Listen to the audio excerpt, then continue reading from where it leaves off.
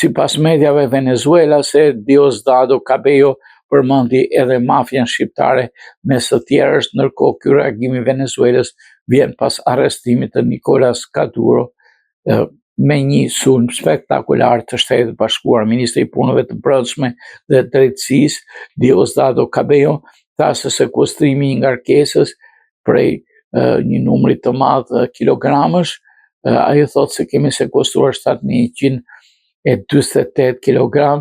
Cabello sqaroi se ngarkesa kryesore përbohet nga 238 thas. Është një goditje shumë e fortë ndaj narrativës që thotë se Venezuela lehtëson trafikun, nga këta nuk do koloj as kokainës, marijuanës, një lloj droge që shteti mund të ndalojë rrugën e saj, deklaroi Cabello, duke nënvizuar se çdo sekuestrim përfaqëson heqjen këmbë nga tryeza e strukturës logjistike kriminale.